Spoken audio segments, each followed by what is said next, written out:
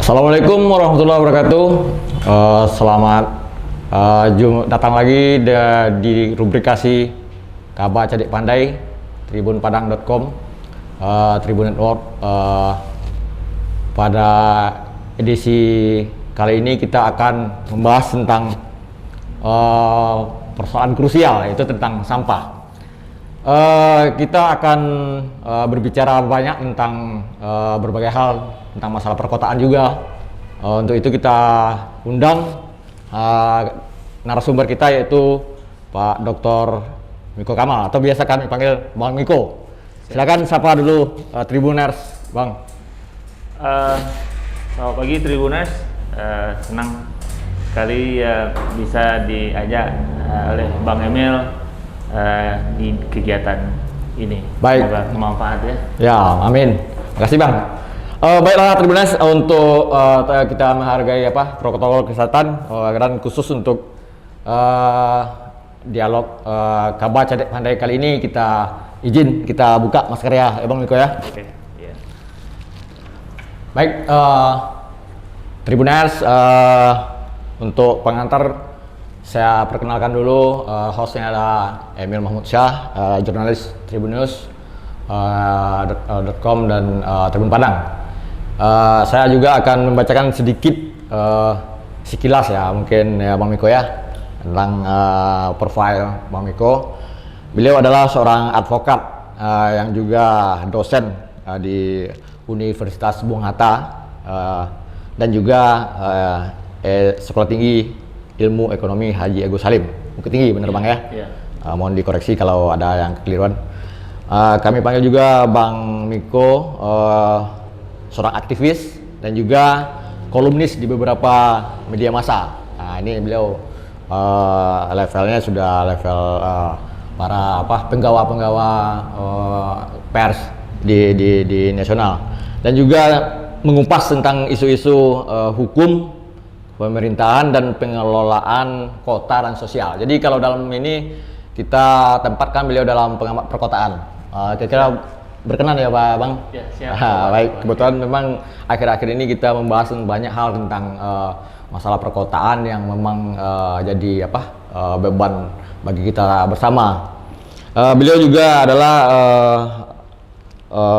doktor lulusan dari Macquarie University, Sydney, Yes. Australia.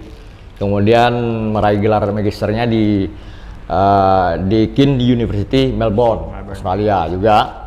Dan sarjana hukum dari S1-nya di Universitas Bung Hatta. Atas dedikasinya dalam bidang sosial, beliau diganjar penghargaan Kesetiakawanan Sosial 2019 oleh Pemerintahan Republik Indonesia. Ya, apresiasi buat Bang Miko. Bang, langsung aja ya Bang ya, kita relax aja Bang, walaupun masalah kita agak krusial dan berat.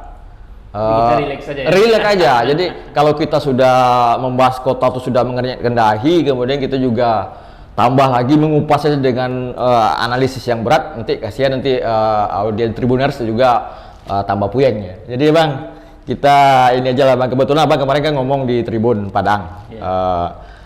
Kebetulan sampah banyak lagi, ya, itu kan. Kemudian Abang bicara tentang dari sisi perspektif yang lokal dan juga analisis teori. Bisa Abang ulang lagi flashback itu yang pernah kita ulas di Tribun digital online, Bang. Iya. Terima kasih Bang Emil ya. Jadi memang soal sampah, tidak terkelolanya sampah dengan baik itu sebetulnya kalau di Indonesia itu persoalan umum sebetulnya. Tidak hanya sejujurnya kita katakan tidak hanya persoalan Padang gitu ya, tapi juga persoalan terjadi di tempat lain, di Jakarta, di Bandung, di mana-mana gitu ya. Tapi karena kita memang tinggal di Padang, maka kita bahas yang di Padang. Nah kan gitu. Nah kalau saya lihat pengamatan saya itu mengapa kota kita itu jorok, sampah berserakan di mana-mana. Ada 3 persoalan yang seperti yang saya sampaikan di Tribun. Baik. Itu. Yang pertama itu adalah soal perilaku masyarakat. Ya. Perilaku masyarakat kita itu belum mencerminkan sebagai warga yang bersih gitu ya, yang biasa hidup bersih, tidak buang sampah sembarangan gitu. Kemudian yang kedua itu adalah soal manajemen persampahan kita juga, menurut saya juga masih ada bermasalah gitu, belum mantap lah manajemen itu. Kemudian yang ketiga adalah soal penegakan hukumnya. Nah, soal penegakan hukum juga berkaitan dengan perilaku masyarakatnya. Karena kalau penegakan hukumnya tidak benar, tidak baik, tidak konsisten, maka perilaku masyarakat juga tidak menjadi baik gitu. Meskipun itu bukan faktor satu-satunya ya. Ada faktor lain, misalnya pendidikan dasar kita yang nggak benar gitu, sehingga perilaku masyarakat kita seperti yang kita lihat sekarang, membuang sampah dari mobil biasa saja, menjadikan sungai sebagai tong sampah besar itu mereka biasa saja gitu ya. Di tempat-tempat umum seperti sekolah, di tempat wisata, sampah berserakan, itu biasa saja bagi mereka. Mengapa? Karena yang tadi itu penegakan hukumnya nggak benar, belum lagi benar, pendidikan dasar kita juga tidak benar, lalu kemudian manajemen pengelolaan sampah kita baik Bang, masih salah. betul, berarti memang ini sangat fundamental ya sebenarnya persoalannya. Tapi agak ironis Bang, ketika Kota Padang pernah meraih predikat sebagai kota terbersih dengan ditandai dengan trofi Adipura di zaman Orde Baru dulu kan. Saya rasa itu bukan penghargaan yang simbolis atau semacam formalitas, itu kan berarti memang hasil evaluasi juga. Apa sih yang terjadi pergeseran kok sekarang itu tidak bisa dipertahankan gitu? Jadi saya kan baca catatan orang Padang dulu bisa dapat Adipura apa namanya? Adipura paripurna. Iya, kencana kalau yang sudah 5 kali itu kan. Betul turut. Nah, itu kan di zamannya wali kota legendnya Pak Sarujud. Nah, saya baca, kemudian saya juga dengar cerita dari orang-orang lama itu. Rahasianya ternyata penegakan hukum. Jadi Pak Sarul waktu itu sangat tegas sekali dan tanpa pandang bulu. Ketika ada orang buang sampah sembarangan, ketahuan, dihukum, dan itu menjadi efek jera gitu. Nah, saya pernah mendengar cerita, entah benar ceritanya entah enggak, saya belum lagi mengkonfirmasi ke Pak Sarul yang masih hidup sampai sekarang. Katanya suatu hari Pak Sarul dengan mobil dinasnya, dan dia sedang jalan gitu ya, ada sebuah mobil di depan mobil dinasnya itu, yang ada dalam mobil itu buang sampah keluar gitu, dan mobil itu dipotong oleh mobil Pak Wali, dan dia berhenti depan mobil itu, ya, dia marahi orang yang membuang sampah sembarangan itu dan disuruh ambil sampah itu. Betul. Dan sampah itu, si mobil itu disuruh mengantar langsung ke tempat pembuangan sampah akhir gitu. Dan itu diikutin oleh Pak Sarul katanya. Dan itu kan menjadi sebuah cerita-cerita ya, dari mulut ke mulut, sehingga orang kemudian menjadi takut untuk melakukan buang sampah sembarangan. Jadi makanya di tahun-tahun itu kan kalau ada orang luar datang ke Padang, dia bawa anak-anak, dia bilang, ini Padang ya, jangan buang sampah sembarangan, karena kamu nanti akan kena denda, akan kena hukum gitu. Dan itu menjadi kabar petakut, cerita baik yang menjadi petakut, dan orang tidak mau melakukan itu. Nah, beberapa saat kemudian setelah Pak Sarul tidak menjabat lagi, penegakan hukum jadi agak kendor gitu. Nah, sehingga generasinya berubah, cerita itu tidak lagi lengket di telinga anak-anak yang hidup di generasi setelah Pak Sarul itu, dan perilaku jadi berubah. Nah, itu jadi seringkali kan di negeri kita ini kan banyak yang tidak konsisten gitu ya, tidak continue.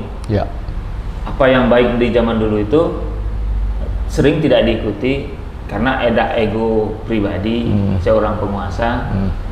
Dia bilang ini zamannya saya, eranya saya akan memerintah dengan cara saya gitu. Padahal banyak hal-hal baik yang bisa diikutin, termasuk juga soal kita bicara negara Orde Baru. Kan tidak semua yang lakukan Orde Baru itu salah gitu. Benar Bang. Baik bang, untuk yang lebih kasusistiknya kemarin itu kan yang agak jadi isu sentralnya kan maraknya lagi sampah di Pantai Padang. Ya, itu memang walaupun itu memang kejadian secara alami juga bisa dikupas, tapi ini kan sebenarnya kalau berulang-ulang itu kan jadi persoalan juga kan. Nah itu solusinya bagaimana menurut abang? Selain dari tadi yang kita kupas berapa 3 hal, kemudian ada nggak solusi yang lebih efektif lagi menurut abang? Iya, jadi kalau solusi dalam waktu singkatnya itu ya memang harus dilakukan penegakan hukum yang kuat gitu. Ya. Nah, tapi kalau solusi jangka panjangnya itu pengorganisasian terhadap masyarakat, ya, melakukan penyadaran terhadap masyarakat itu mesti dilakukan. Dan saya yakin itu bisa dilakukan dimulai dari lembaga pendidikan. Ya. Jadi memang harus kita bicara perilaku ini memang tidak bisa instan ya. Kita harus bicara agak serius sedikit. Ya. Yang mulai dari lembaga pendidikan itu bagaimana anak-anak tidak buang sampah sembarangan dan itu dilatih. Ya. Nah, tapi di kita kan itu benar yang tidak ada gitu. Ya, baik bang. Mungkin analisis itu udah abang kupas habis ya buku ini ya. Kalau masalah pendidikan saya juga sudah baca karya buku ini bang, dan bernas memang. Ya kalau hal ini memang baru sebatas wacana teori, actionnya tentu pihak-pihak di legislatif memang harus kita dorong juga bang gitu ya.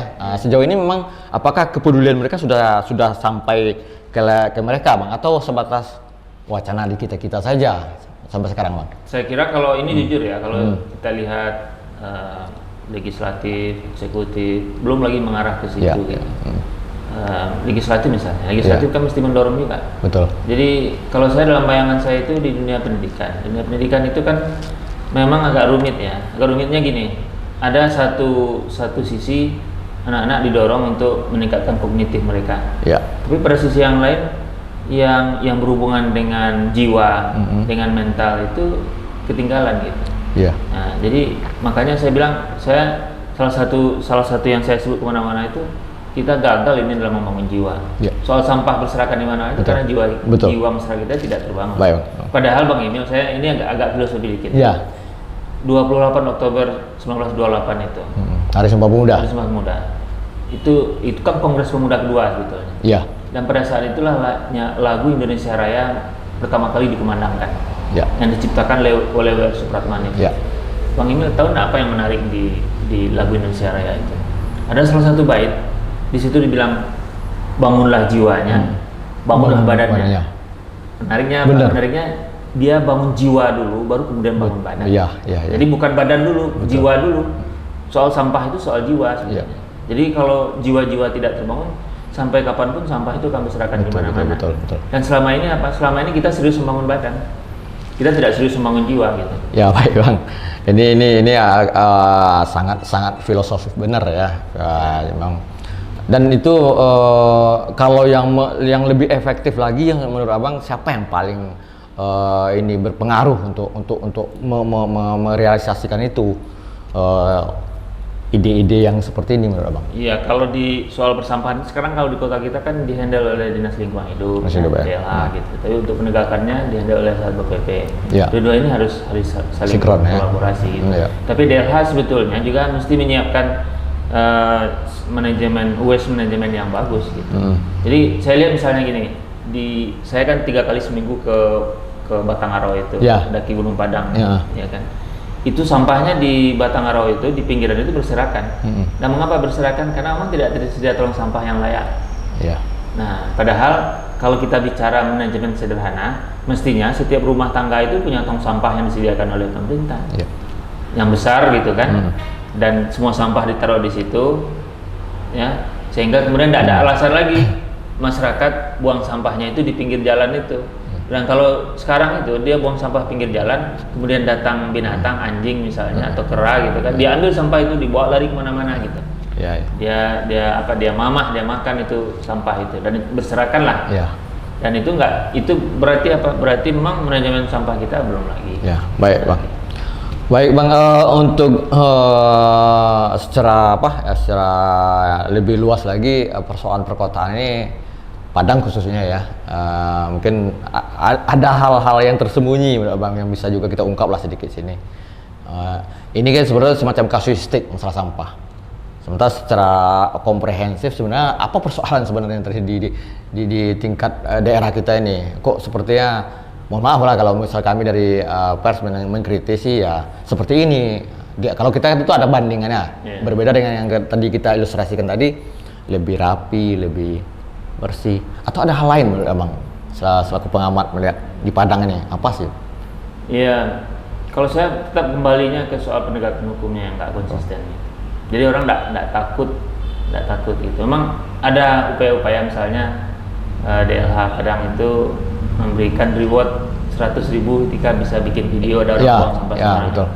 Tapi saya kira itu juga tidak berkelanjutan gitu ya. Kita nggak dengar lagi apa itu.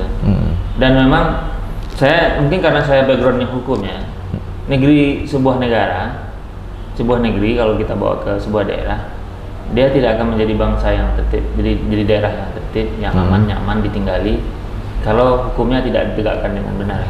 Jadi maka saya percaya untuk membentuk peradaban itu, ini kan soal bicara peradaban.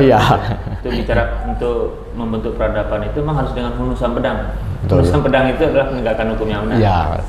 Artinya kita masih dalam taraf kebudayaan, belum sampai ke tingkat jenjang yang tertinggi dari kebudayaan ya. Sementara peradaban itu kan memang tingkat yang tertinggi dari kebudayaan. Kerja berat kita masih di depan mata berarti Bang ya. Jadi pertanyaannya tentu di sini tentu harus ada orang-orang yang tepat yang mendrive atau mengendalikan ini. Menurut Abang sekarang dengan yang ada kondisi sekarang apakah sudah lengkap personil yang ada itu, kemudian apakah mampu qualified atau harus ada yang harus diisi atau diperkuat? Ya saya kira kalau saya dengar dari teman-teman Satpol PP gitu ya. Saya kan paling nyinyir ke kasatnya. Dia bilang salah satu persoalan klasik ketidakcukupan aparat yang ada gitu. Jadi sudahlah orangnya nggak banyak gitu. Kemudian kualitasnya juga nggak bagus, kualitas sumber daya manusianya gitu. Dan pemerintah siapapun yang berkuasa ini mesti serius, kalau menurut saya mesti serius dalam bidang itu. Supaya ada perubahan gitu. Mesti dihitung betul kalau untuk sebuah kota seperti Padang ini mesti Satpol PP-nya itu berapa jumlahnya gitu ya. Berapa banding berapa. Rasionya harus seimbang harus benar gitu. Dan betul. Itu yang kerja berat dan DPRD juga harus dukung gitu. Kenapa? Karena kan diusulkan oleh eksekutif, legislatif harus approve itu gitu kan. Nah, maksud saya itu memang kita harus bersama-sama untuk melakukan itu.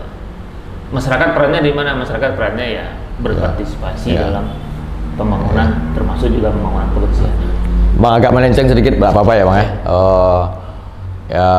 Di luaran kalau pembicaraan di yang lebih santer itu kan mungkin Pak Walinya mungkin sendirian, jadi dia mungkin tidak ada tandem untuk memberikan masukan. Jadi ya kalau solo aja mungkin ini. Apa ada pengaruhnya juga nggak dengan tanpa ada pendamping sampai sekarang gitu? Kalau secara kuantitatif pastilah ya. Berdua tentu lebih kuat daripada seorang. Gitu. Iya. Tapi soal kualitas kita nggak ngerti juga. Betul. Secara kuantitatif hitungan dua lebih kuat daripada satu. Ya kita tidak mempersoalkan secara mekanisme sampai belum terisi keterisian wakil ya. Tapi di sini kan kita membahas kalau memang jadi itu persoalan kenapa tidak dipercepat gitu kan. Walaupun mekanismenya sudah dijalankan, kemudian juga mungkin ada kendala di jalan, di tengah jalan itu kan kita serahkan ke mereka kan. Tapi kalau itu memang sebuah hal juga yang mendesak, tentu perlu juga didorong misalnya kan. Lagi pula kan kita akan jangka panjang juga, bicara jangka panjang kata Abang tadi kan. Jadi baik Bang, mungkin tanpa terasa nih ya kita udah ngalor ngidul ya, udah panjang karena kita tadi relax kan, jadi tidak kita bicara nanti kalau orang awak bilang tuh mau tak lama ya, kita mungkin nanti kita berdua nanti di Tribuners mungkin dia mau aja, dia nanti mungkin ada ide lagi, nanti kita kupas di topik lain Bang ya. Terima kasih banyak Bang Miko sudah berkenan hadir sebagai narasumber dari tayangan kami, yaitu Kabah Cedek Pandai, yang sebenarnya ini adalah rubrikasi andalan kami, Bang. Oh, iya. Yang sebelumnya kita undang baik praktisi, pengamat, juga dari akademisi, ya juga kebetulan ini Abang termasuk yang awal nih yang kita undang di sini setelah beberapa pengamat dan narasumber lain. Oke. Terima kasih Bang, sekali lagi Tribuners, demikian bincang kami dengan Bang Miko, pengamat perkotaan yang adalah beliau juga aktivis di Kota Padang dan sudah menghasilkan karya banyak tentang juga buku, catatan-catatan di media massa. Semoga perbincangan kami ini bermanfaat dan menjadi referensi bagi semuanya. Acara ini terselenggara berkat kerjasama teman-teman kru Tribun Padang.com, juga disupport dari Tribun News di Solo. Dan lebih kurang saya mohon maaf kalau ada kata yang salah dan khilaf. Saya akhiri, wabillahi taufiq wal hidayah. Assalamualaikum warahmatullahi wabarakatuh. Terima kasih sudah nonton. Jangan lupa like, subscribe, dan share ya.